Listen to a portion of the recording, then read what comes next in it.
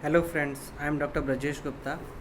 Okay, I am a dentist and I make videos on dentistry. So today in this video I will share my knowledge about dental caries. Okay, the first question is what is dental caries? Okay, और patients को कैसे पता चलेगा कि उनके मुंह में dental caries हो गई है।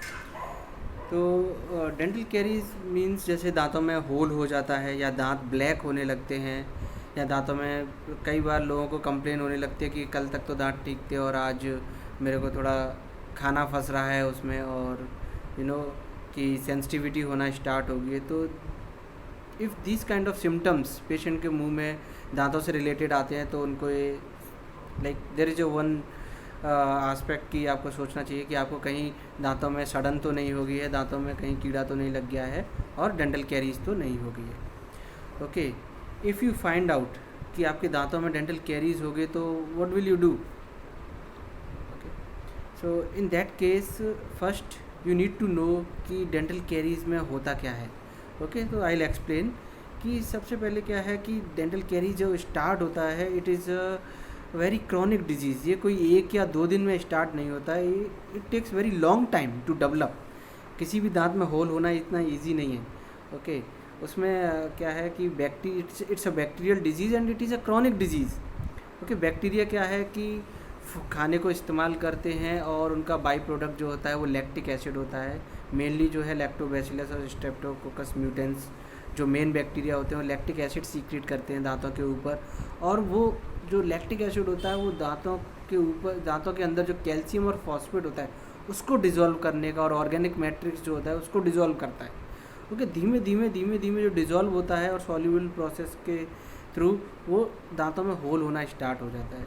तो ये पूरे प्रोसेस को बहुत ज़्यादा टाइम लगता है, लाइक आई विल से कि मोर देन 6 मंथ्स लगते हैं किसी के दांतों में डेंटल कैरीज स्टार्ट होने के लिए।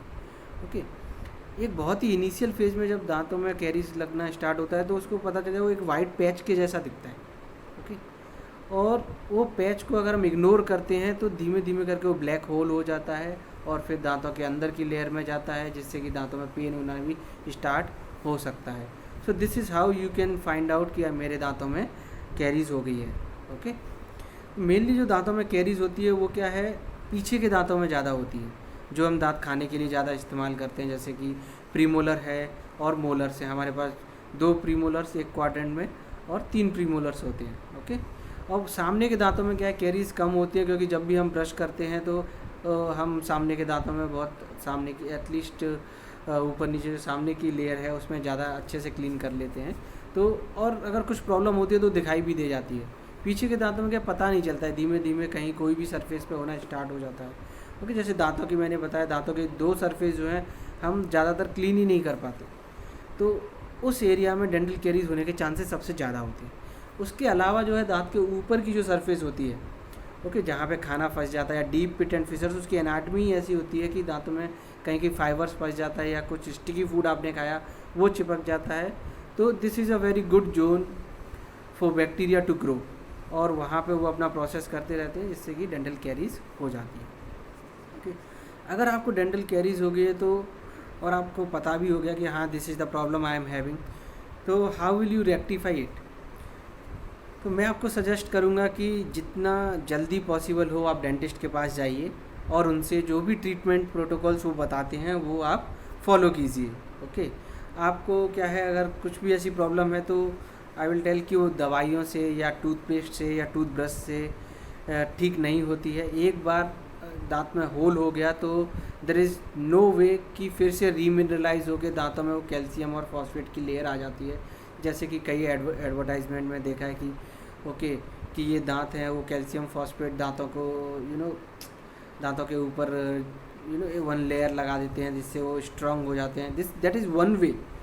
ओके, वो उनका एडवर्टाइज का तरीका है, but what I will tell you कि ऐसा कुछ भी नहीं होता है।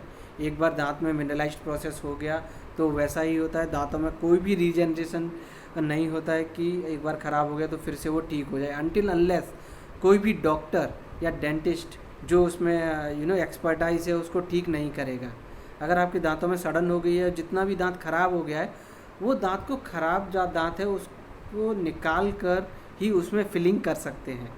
कि अलग अलग तरीके होते हैं, अलग अलग मटेरियल्स जो हैं अवेलेबल हैं, उनसे कर सकते हैं। जो मोस्ट कॉमन मटेरियल जो पीछे के दांतों के लिए यूज होता है लगभग 100 सालों से, और आज भी वो बहुत ज़्यादा चलन में है, वो silver fillings, okay, amalgam fillings, जिसको हम डेंटिस्ट अमलगम फिलिंग बोलते हैं। तो that is the most common, क्योंकि वो मटेरियल क्या स्ट्रॉन्ग होता है पीछे के दांतों में, ओके, उसको फिल भी ईजीली कर सकते हैं, और एक बार वो फिल हो जाता है तो इजीली निकलता भी नहीं है। तो बेटर है कि आप डेंटिस्ट के पास जाइए और उनकी सलाह लीजिए, ओके।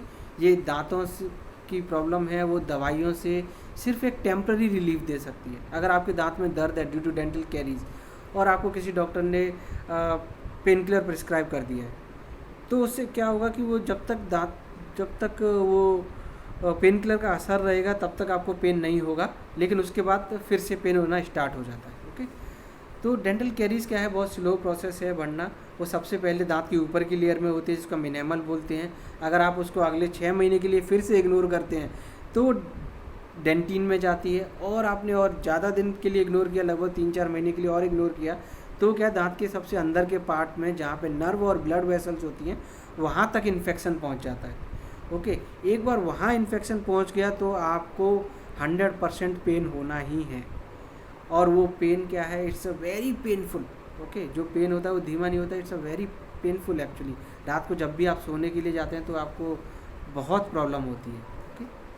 आप मेडिसिन लेके सो सकते हैं, लेकिन that is not the permanent treatment. अगर ऐसे केसेस में क्या है, आपको रूट कैनाल ट्रीटमेंट की ज़रूरत पड़ती है, जिसके लिए आप रूट कैनाल स्पेशलिस्ट या फिर एंडोडोंटिस्ट के पास जाते हैं, ओके। दूसरा क्या है कि दिस इज़ तो अबाउट एडल्ट और यंग ओल्ड पीपल, लेकिन आजकल बच्चों में भी डेंटल कैरीज की संभावनाएं बहुत ज़्यादा हैं, और बहुत सारे बच्चे हैं जिनके दांत लगभग 3 साल की एज तक आते हैं, और आफ्टर 1 ईयर ही उनके दांत खराब होना स्टार्ट हो जाते हैं।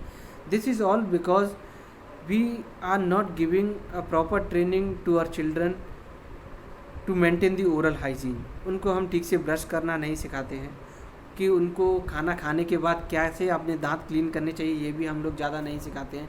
Just they are raving their teeth, kids are raving their teeth, and we are not thinking कि वो कैसे साफ़ कर रहे हैं या उसने अभी क्या खाया है। आजकल के क्या है, parents are also not that strict, okay, क्योंकि एक या 2 बच्चे होते हैं तो दे आर वेरी केयरिंग।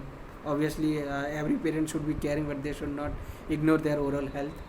कि बच्चे ने जिद किया कि मम्मा चॉकलेट चाहिए या मम्मा आइसक्रीम चाहिए या फिर कुछ भी pastry and all, there lot of sweet items they use to take, और उसके बाद वो लोग क्या है, वो क्लीन नहीं करते हैं दांतों को। दूसरा क्या है, रात को अगर बच्चा रो रहा है तो moms use to give that milk bottle, और वो दांत में मुंह में लगा के बॉटल लगा के सो जाते हैं। तो उससे क्या होता है, मुंह के अंदर मिल्क रहता है, और वो milk is a very good source for lactobacillus.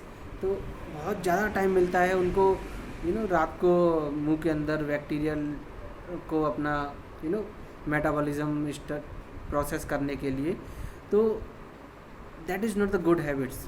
अगर बच्चों में ऐसी हैबिट्स हैं तो आई विल टेल कि ऐसी हैबिट्स को क्विट करें, okay. Try to tell them कि how to maintain oral hygiene. अगर वो कुछ ऐसा फूड खा भी रहे हैं, आई विल नॉट डिनाई कि उसको चॉकलेट ही मत दो, चॉकलेट दीजिए इफ़ ही और सी लाइक्स, लेकिन उनको ये बताइए चॉकलेट खाने के बाद या इस तरीके की चीज़ें खाने के बाद आपको दांतों को कैसे क्लीन करना चाहिए, ओके।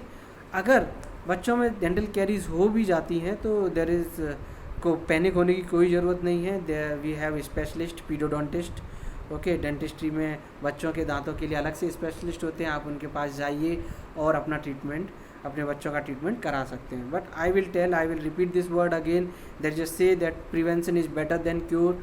तो बेटर है कि आप अपने ओरल हाइजीन का ख्याल रखें और इस तरीके की प्रॉब्लम्स ना होने दें, okay. And if you feel this video is helpful to you, please give one like and please try to subscribe my channel. Thank you very much.